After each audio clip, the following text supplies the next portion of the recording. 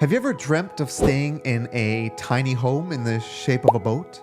Or perhaps a couple of tree houses in the middle of a forest? Or maybe you're the type of person that prefers staying in whatever this thing is. Well, thanks to Airbnb, you can stay in whatever weird, tiny, boat-shaped house you'd like. But Airbnb didn't always exist. In fact, it's a miracle they even survived the first 2 years of business. It got pretty rough. This is the story of Airbnb's early days, or more specifically, this is the story of how breakfast cereal saved Airbnb.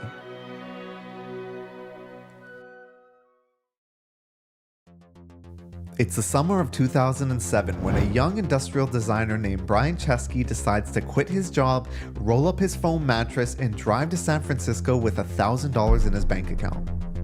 He's leaving everything he has to live with a college friend, Joe Gebbia, who also has a background in design.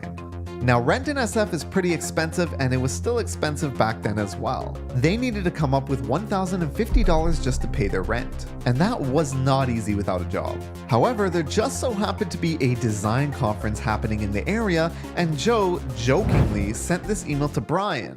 The email said they should just turn their apartment into sort of a bed and breakfast for designers. And it made sense. Hotel rooms are hard to come by, and it could be a cool alternative for designers on a budget. Even though they had no extra bedrooms or beds in their apartment, they got 3 air mattresses and managed to find 3 guests that they charged $80 each for. And so Airbnb had officially begun. The 3 guests included a 35-year-old woman from Boston, a 45-year-old father of 5, and a 30-year-old from India.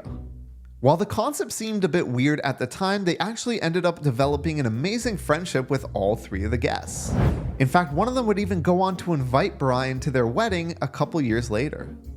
This sparked an idea. Brian and Joe reasoned that normally it might take you a couple of months of knowing somebody as a friend before you invited them over to your house for dinner, let alone to sleep at your house. Yet in the few nights that their guests had stayed there, they felt like they really connected in a way that expedited that friendship process. They realized that while the idea sounded a bit crazy at the time, there was more to their makeshift bed and breakfast than just saving a couple bucks on a hotel room. The mantra they adapted was, what if you could book somebody's house in the same way that you book a hotel room? Brian had asked Joe if he knew any engineers so they could get started coding the product, and Joe had a friend from college named Nathan who he brought on board as the 3rd co-founder. After that, for a few weeks, they played with the idea of creating a roommate matching website, but after they realized that roommates.com was already a thing, they pivoted back into the original air, bed, and breakfast idea. And that brings us to January of 2008. A conference called South by Southwest was being held, and they thought it was the perfect opportunity for Airbnb to have its 2nd official launch. So that's what they did. They launched for that conference, and they only got 2 bookings, one of which was Brian himself. While that event might have been a failure, they realized a couple of things. First, they were called Air, Bed, and Breakfast, and naturally being called Air, Bed, and Breakfast, they forced their hosts to have air beds regardless if they had real beds in the first place. That meant even if you had a regular mattress, you still needed to buy an air mattress and put it on top of that regular mattress to get listed on the site. Realizing that didn't make much sense, they got rid of that rule. And secondly, having a design background made them realize that the easier they can make the process of actually booking a place to stay, the more people would want to book it. So they took inspiration from an old Steve Jobs quote. People say that when Steve Jobs designed the iPod, he had a mantra that no matter where you were, what screen you were on, you always had to be at most 3 clicks away from getting to the song that you wanted. So the Airbnb founders simplified the process so that you only needed 3 clicks in order to book a stay. And the last thing they learned was that you could launch as many times as you want, even if you've already launched in the past. So having 2 launches under their belt, they decided to launch a 3rd time. But this time, things were looking a bit rough. Brian and Joe both got as many credit cards from banks as they could and maxed all of them out for a total of $30,000 in credit card debt each. They also got interest from 15 different investors, but out of the 15, 8 of them completely ghosted them, and of the other 7, only 1 of them agreed to meet in person, and it could not have gone worse. As they were meeting that investor, they just launched for the third time on TechCrunch and the site was getting a ton of traffic. Right as Brian went to demo the app for the investor, the site actually went down because of all the traffic, and Brian did not bring his pitch deck in case of emergency. So after a lot of back and forth, the investor eventually left the meeting having no real idea of what Brian was actually trying to do. Shortly after that, the Democratic National Convention was happening in Denver, and it seemed like the perfect place for them to make a big splash given all the press they had just gotten. On top of that, there were 80,000 people projected to show up for the event and only 27,000 hotel rooms in the area. It seemed like the perfect opportunity. Well, after the first week for the Democratic convention, around 80 bookings happened. Then the next week for the Republican convention, only 2, and the week after that, they had nothing. And this was Airbnb's rock bottom moment. They had spent over a year working on a product. They were tens and thousands of dollars in credit card debt, personally. They had almost no product traction, and on top of it all, one of the founders wanted to move to Boston, which created doubt that the company and the founders would even still be together in a month's time. And that's where breakfast cereal comes in. It was 1 o'clock in the morning, and Joe and Brian had an idea. They figured they already focused on the airbed part of Airbed and Breakfast. Why not focus on the breakfast part? Being designers by trade, they came up with some good-looking designs for the presidential campaigns.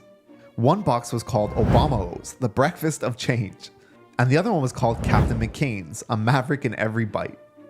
Now, when they came up with the idea, it was just something to tide them over while looking for investors.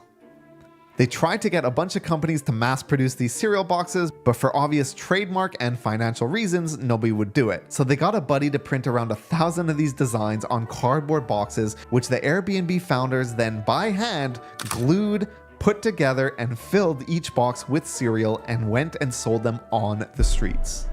They also gave each box a limited edition number, which made it feel rare and allowed them to sell them for $40 a box. After selling all the boxes, they had profited around $30,000, which kept the company alive for another day. Time eventually goes on, and it is now January of 2009. They're out of money and they're looking for investors again. Somebody recommends that they check up with Paul Graham, who is the founder of YCombinator. Now, in today's day and age, YCombinator is known as one of the best incubators, if not the best in the world. It's given rise to companies like Reddit, Stripe, Dropbox, and so many more. And back then, when the Airbnb founders found themselves in Paul Graham's office pitching the idea, the first question Paul Graham asked them was, "Are people actually doing this?" And when Brian replied that they were, Paul Graham said, "What's wrong with them?" And as you can imagine, the interview went pretty downhill from there. But as they were leaving Paul Graham's office, Joe gave Paul a cereal box. He then explained how they sold these cereal boxes in order to keep the company alive. And that's when Paul Graham looked at them and said, "Well, if you can figure out how to get people to pay $40 for a $4 box of cereal, maybe, just maybe, you can figure out how to get strangers to live with each other." YC was huge for Airbnb, and during YCombinator, Brian said that Paul Graham had given him the best piece of business advice that he had ever gotten. Focus on 100 people that love you, rather than getting 1,000,000 people that kind of like you. And the rest was sort of history, and I think there's 2 big takeaways from Airbnb's story. The first was their persistence and willingness to do unscalable things. One thing Paul Graham said after accepting them into YCombinator was that they were like cockroaches. They just couldn't be killed. And with the economic climate of 2009, you had to be a cockroach in order to survive. Regardless of how many investors rejected them and how dumb people told them their idea was, they just kept pushing and refused to die. And the second big takeaway is that they were always willing to be on the front lines, no matter what it took. They couldn't make cereal forever. It was a completely unscalable business model, but they still did it and didn't look down on the idea. Also, during YCombinator, which is in San Francisco, even though a lot of their hosts were in New York at the time, Brian would still end up flying all the way from San Francisco to New York multiple times during the batch, and while he was there, he stayed with some of Airbnb's hosts. Not only did he get to learn from them and understand their perspective, but he also helped them out with things like taking photographs of their apartments for them, as well as paying them personally in person. Talking to people that use your product is one of the most important things that you can do, and they weren't afraid to give them their personal phone numbers. And that's why Airbnb is still here today. They weren't afraid of doing unscalable things, being on the front lines, and they persisted no matter what, even if it meant selling cereal on the streets just to make sure your startup lives another day. Thanks for watching, and make sure you subscribe for more cool startup stories.